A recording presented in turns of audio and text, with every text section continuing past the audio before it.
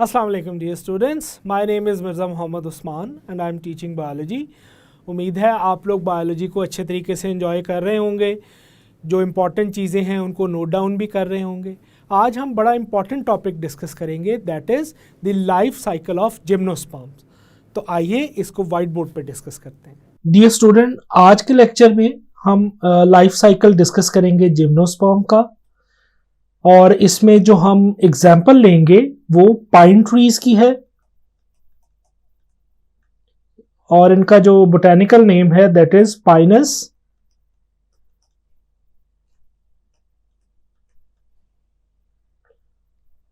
Sylvestris.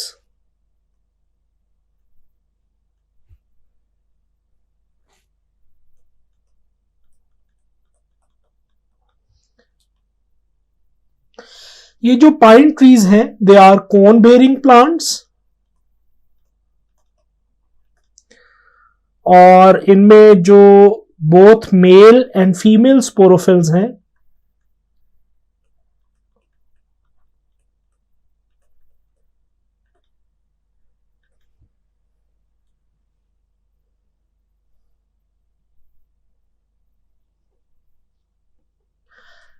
they are present on the same mature sporophyte.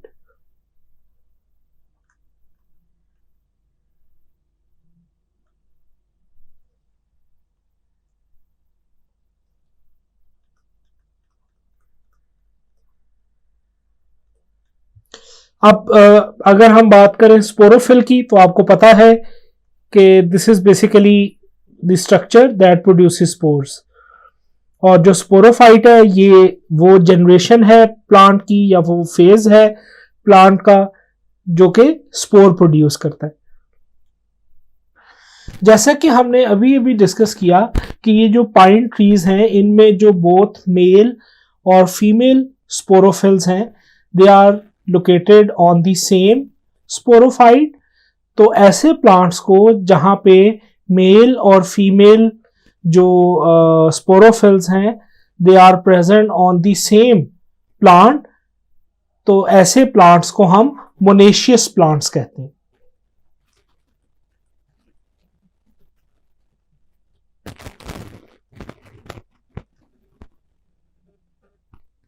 फिर ये जो पाइन ट्रीज हैं दे आर हेट्रोस्पोरस,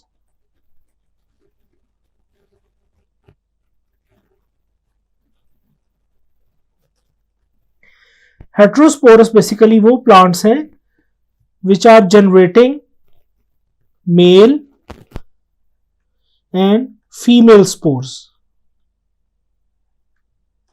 जो मेल स्पोर्स हैं इनको माइक्रोस्पोर्स कहते हैं, और जो फीमेल स्पोर्स हैं इनको मेगास्पोर्स कहते हैं।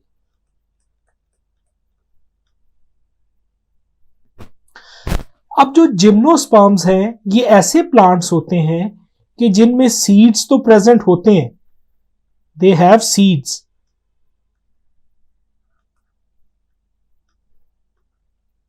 लेकिन इनके ऊपर फल नहीं बनता। अब ये जो पाइन का प्लांट है इसको बेसिकली स्पोरोफाइट कहा जाता है। ये जो चीजें मैं यहां पे आपको बता रहा हूं इनको आप ये जो साथ पिक्चर बनी हुई है यहां पे भी देखते जाइए। यहां पे ये इस दिखाया हुआ है, this is sporophyte. Sporophyte basically इस प्लांट का नाम है which is representing gymnosperm over here.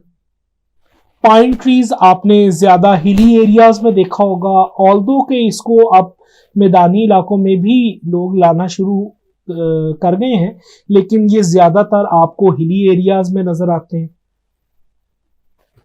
और ये बहुत लंबे लंबे प्लांट्स होते हैं, इनके ऊपर कोन्स लगती हैं।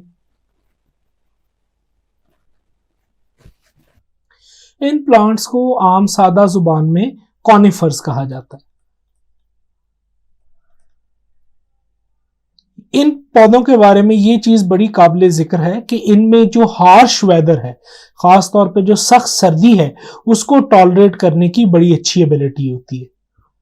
अगर आप इनके लीव्स को जब देखेंगे तो यहां पे देखें, इनके जो लीव्स हैं वो नीडल लाइक होते हैं, इस तरह के। और ओवरऑल अगर आप प्लांट को भी देखेंगे तो ये पिरामिडल शेप, या इसको आप समहाउ कुछ ट्रायंगुलर शेप इन आउटलाइन कह सकते हैं। और ये चीज इनको जो स्नो है उसमें सरवाइव करने की एबिलिटी देती है। अगर पत्ता चौड़ा होगा तो उसके ऊपर जब स्नो फॉल करेगी तो बहुत ज्यादा चांसेस हैं कि वो उसके वेट से डिटैच होकर गिर जाए। इसी तरह ये जो प्लांट है इसकी भी ये जो ट्रायंगुलर शेप है, यहां से जब स्नो फॉल होती है तो वो ज्यादा यहां से नीचे की तरफ गिर जाती है। प्लांट की जो टिप्स हैं जो कि रिलेटिवली वीक होती हैं as compared to its base, उनके ऊपर स्नो बहुत ज्यादा स्टे नहीं करती, जिसकी वजह से ये हार्श एनवायरनमेंट यानी कि स्नोफॉल वगैरह में भी अपनी इंटेग्रिटी कायम रखते हैं। डियर स्टूडेंट्स, ये जो प्लांट्स हैं जिम्नोस्पर्म्स, इन पे फूल नहीं लगते बल्कि उसकी जगह पे इस तरह की कोन्स लगती है। और इन कोन्स के अंदर फिर चूंकि पोलन्स बनते हैं इसलिए इनको पोलन बेरिंग कोन्स कहा जाता है। अब ये जो पोलन ग्रेन्स हैं यही बेसिकली मेल गैमेट्स हैं।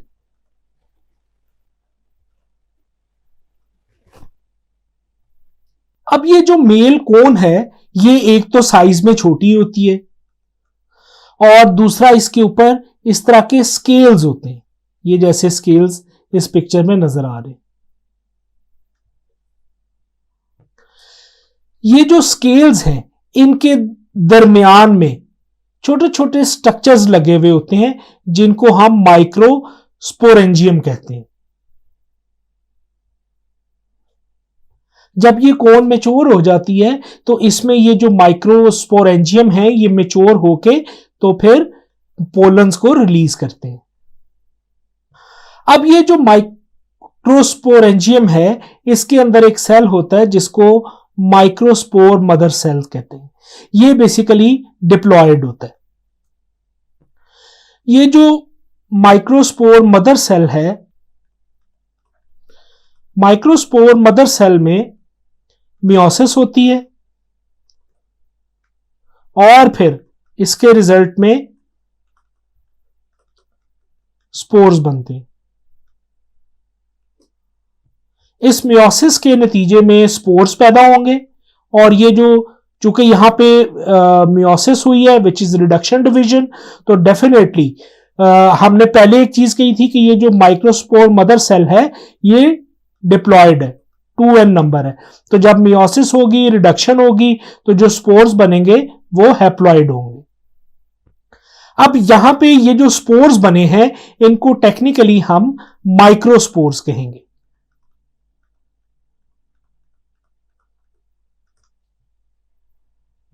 एक वक्त में मिलियन की तादाद में ये माइक्रोस्पोर्स जो हैं वो प्रोड्यूस होते हैं। अब यहां पे अगर आप इस माइक्रोस्पोरेंजियम को देखें तो ये माइक्रोस्पोर से भरी हुई होती है। यहां से अब हम समझाने के लिए एक माइक्रोस्पोर को यहां साइड पे ड्रॉ कर लेते हैं। अब इस माइक्रोस्पोर को देखें तो इसके अंदर ये एक न्यूक्लियस है जो कि हैप्लॉइड है।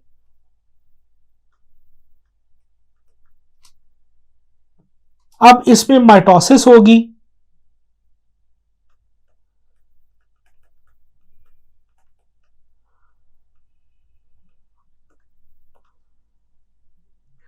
माइटोसिस के नतीजे में ये 2 सेल्स बन जाते हैं, फिर इनमें से एक और सेल माइटोसिस करता है तो ये 2 से 3 बन जाते हैं। इनमें से जो पहला सेल होता है वो पोलन ट्यूब सेल होता है और ये जो बाकी 2 है ये स्पर्म्स होती है।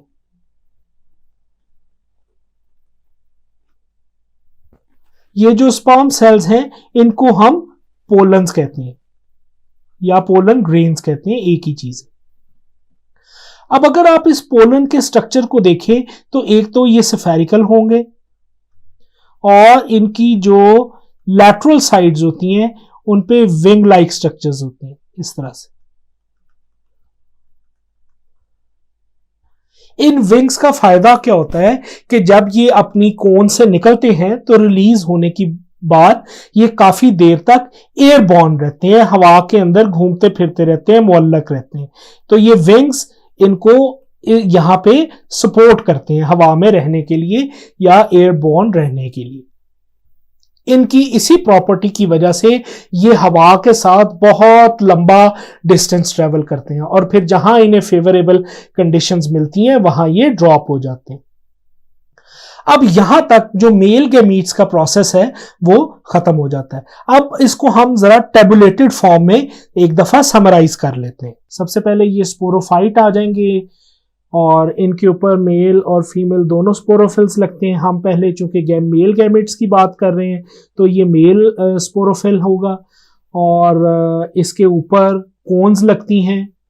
कोन्स मैंने आपको बताया था कि मेल कोन्स साइज में छोटी होती हैं, उनके ऊपर खास तरह के, अच्छा अब ये जो स्पोरोफाइट है इसके ऊपर ये खास तरह के पत्ते होते हैं, इनको माइक्रोस्पोरोफिल्स कहते हैं। Microsporophyll basically leaf like structures होते हैं जो कि मिलके कलेक्टिवली वो कोन बनाते हैं।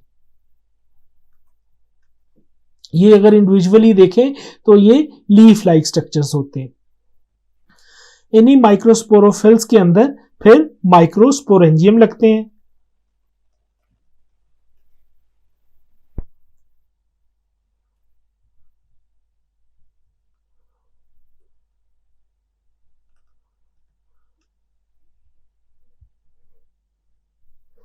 इसी माइक्रोस्पोरेंजियम के अंदर होता है माइक्रोस्पोर मदर सेल।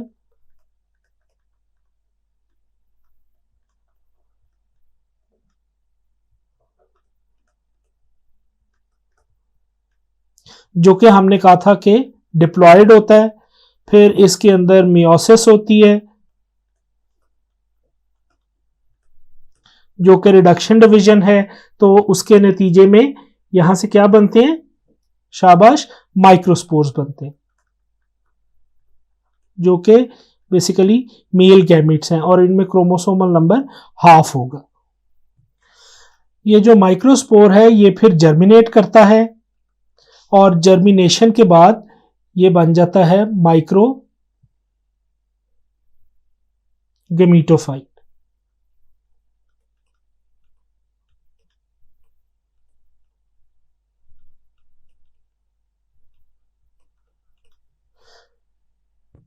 जो जर्मिनेटेड पोलन होता है या जो जर्मिनेटेड माइक्रोस्पोर होता है इसी को ही बेसिकली पोलन कहते हैं।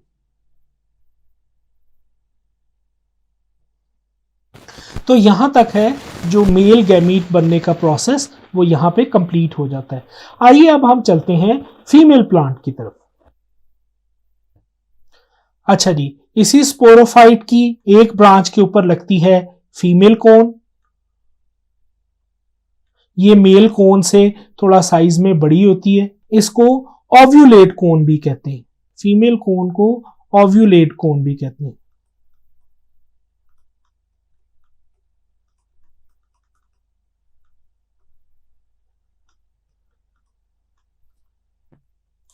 इसके ऊपर जो ये लीफ लाइक स्ट्रक्चर्स हैं इनको बेसिकली ये भी स्पोरोफिल्स ही हैं, लेकिन यहां हम इनको क्या कहेंगे, मेगास्पोरोफिल्स।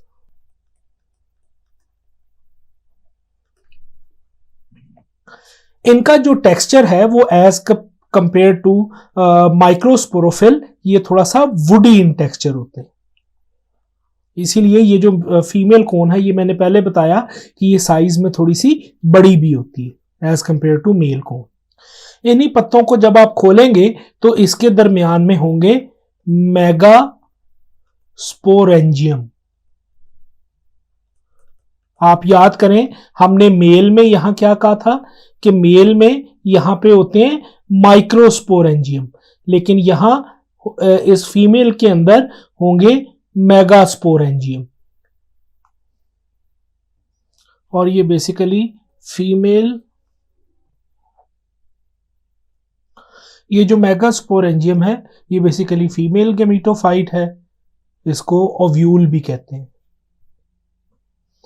अब यहां पे देखिए ये जो मेगास्पोरेंजियम है ये वाला, इसमें ये एक मेगास्पोर मदर सेल मौजूद है। मेगास्पोरेंजियम के अंदर मेगास्पोर मदर सेल है। ये बिल्कुल वैसे ही है जैसे यहाँ इस माइक्रोस्पोरेंजियम के अंदर माइक्रोस्पोर मदर सेल मौजूद था, तो यहाँ इस मेगास्पोरेंजियम के अंदर मेगास्पोर मदर सेल मौजूद है। अब ये जो मेगास्पोर मदर सेल है, इसके अंदर फिर मियोसिस होगी।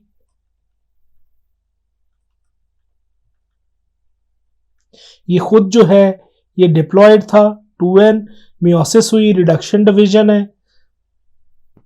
तो इसके रिजल्ट में ये 4 मेगास्पोर्स बनेंगे और इनमें जो क्रोमोसोमल नंबर है ये हाफ होगा।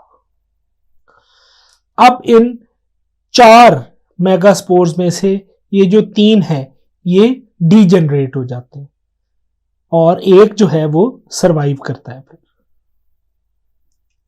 ये जो एक मेगास्पोर बच जाता है 3 डिस्कार्ड होने के बाद, इसको फंक्शनल मेगास्पोर कहते हैं।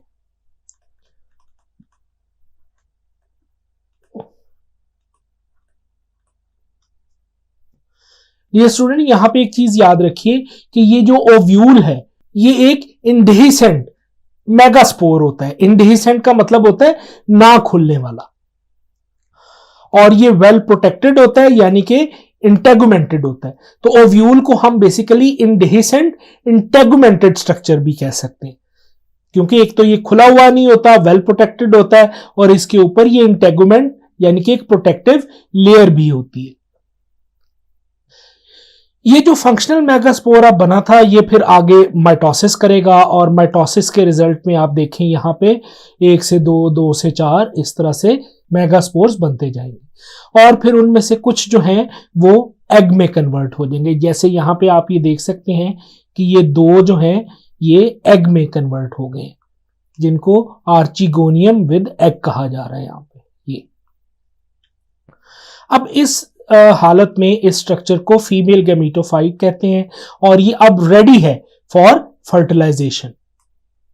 आइए अब इनकी समरी देखते हैं। जैसे हमने मेल गैमेट फॉर्मेशन तक देखी थी, यहाँ पे ये जो फीमेल प्लांट है विच इज स्पोरोफाइट, यहाँ पे हम उसका फीमेल कंपोनेंट सिर्फ देखेंगे। उसमें ये मेगास्पोरोफिल्स हैं जो कि ये वुडी लीफ लाइक स्ट्रक्चर्स हैं।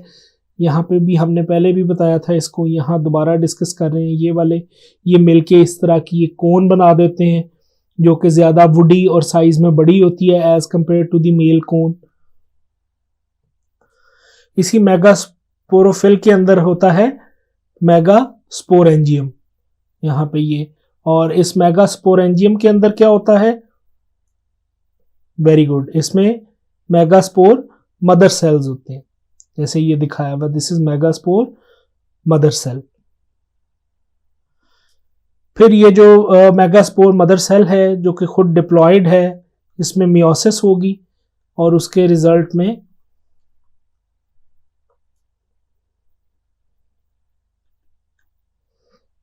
जो क्रोमोसोमल नंबर है वो हाफ हो जाएगा। यहाँ पे मेगास्पोर जब बनेंगे यहाँ पे मियोसिस होगी, रिडक्शन डिवीजन है, जो मेगास्पोर्स बनेंगे वो हाफ क्रोमोसोम के नंबर के साथ होंगे जो कि फीमेल गैमीट्स है। फिर ये मेगास्पोर जो है इसके अंदर अब माइटोसिस होगी और उसके रिजल्ट में फिर ये मेगागैमेटोफाइट्स बन जाएंगे। इन मेगागैमेटोफाइट के अंदर बेसिकली मेगागैमेट होता है। अब जब ये मेल और फीमेल गैमेट्स यहाँ पे रेडी हो जाते हैं तो उसके बाद फिर जो प्रोसेस आता है दैट इज वेरी इंपॉर्टेंट, जिसको हम basically the process of pollination कहते हैं। अब पॉलिनेशन में क्या होता है कि ये जो मेल गैमेट्स हैं जो हमने बताया था कि वो उनके साथ फेदर लाइक स्ट्रक्चर भी होता है, उनमें वो हवा के साथ, हमने पहले कहा था कि वो एयरबॉर्न होते हैं तो वो हवा के साथ उड़ेंगे। अब पॉलिनेशन में क्या होता है कि ये जो मेल गैमेट्स हैं जिनका हमने कहा था कि उनके साइडों पे विंग्स भी होते हैं, वो एयरबॉर्न होते हैं और फिर एयरबॉर्न होने के बाद वो अल्टीमेटली जो फीमेल कोन है उसके ऊपर आके गिरते हैं।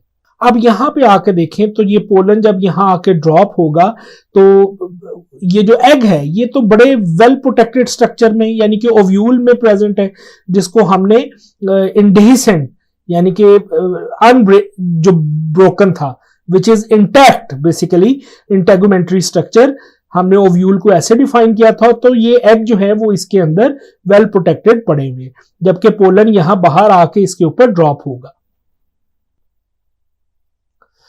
अब सवाल यहां पे ये आता है कि आखिर ये जो पोलन ग्रेन है ये जो मेल गैमीट है बेसिकली ये इस फीमेल गैमीट के साथ जाके कैसे मिले, कैसे ये पॉलिनेशन हो। तो यहाँ पे ये जो मेल गैमीट है ये खास एंजाइम सक्रीट करता है जो कि इस ओव्यूल के अंदर एक रास्ता बना देते हैं जिसको पोलन ट्यूब कहते हैं, और इसके थ्रू फिर ये ट्रेवल करता हुआ फीमेल गैमीट तक पहुंच जाता है। फिर जब ये मेल गैमीट और फीमेल गैमीट यहाँ मिल जाएंगे आपस में, इनकी फर्टिलाइजेशन हो जाएगी, जब ये पोलन जो है ये पोलन ट्यूब के थ्रू होता हुआ फीमेल गैमीट तक पहुंच जाएगा और वहां उसको पॉलिनेट कर देगा, फर्टिलाइज कर देगा, तो उसके बाद फिर उसके रिजल्ट में यहाँ ये एक एम्ब्रियो डेवलप हो जाता है। ये जो एम्ब्रियो है ये भी एक प्रोटेक्टेड स्ट्रक्चर के अंदर प्रेजेंट होता है, it is very well protected. अब ये जो ओव्यूल की वॉल है यही बेसिकली प्रोटेक्टिव कोट बना देती है इस एम्ब्रियो का, जिसको हम बेसिकली सीड कोट कहते हैं। और यहां फिर इसी सीड कोट के अंदर एम्ब्रियो के साथ साथ ये उसके लिए स्टोर्ड फूड भी है ताकि वो उससे नरिशमेंट अपनी ड्राइव कर सके। अब ये जो सारा सीड बनने का प्रोसेस है, जब ये मैच्योर हो जाता है, सीड मैच्योर हो जाते हैं, तो फिर जो टेम्परेचर वेरिएशंस होती हैं उनकी वजह से ये जो कोन्स हैं ये बस्ट कर जाती हैं, और फिर उस फटने के अमल के बाद ये जो सीड्स हैं ये उनमें से रिलीज हो जाते हैं। अच्छा जी, अब ये जो सीड यहाँ पे बन रहे हैं इनमें से कुछ के विंग्स होते हैं, कुछ के विंग्स नहीं होते। फिर ये अल्टीमेटली जिससे ट्रेवल भी करते हैं जिनके विंग्स होते हैं, जहाँ पे इनको फेवरेबल जगह मिलती है वहाँ ये ड्रॉप करते हैं, जिसकी वजह से एक सीडलिंग बनता है और उससे फिर एक स्पोरोफाइट जो है वो जन्म लेता है। अब यहां पे भी देखिए डियर स्टूडेंट कि आपको जो ऑल्टरनेशन ऑफ जनरेशन है वो वाला फिनोमेना कितना वाज़ेह है। जैसे ये स्पोरोफाइट है, इसके अंदर दोनों तरह के फिर प्लांट होंगे, मेल और फीमेल जो प्लांट्स हैं जो स्पोरोफिल्स हैं, और फिर उनमें मेल कोन्स और फीमेल कोन्स होती हैं, वो फिर मेल गैमीट्स और फीमेल गैमेट्स प्रोड्यूस होते हैं यहाँ पे। उम्मीद है आपने जिम्नोस्पर्म के लाइफ साइकिल को अच्छे तरीके से समझा होगा।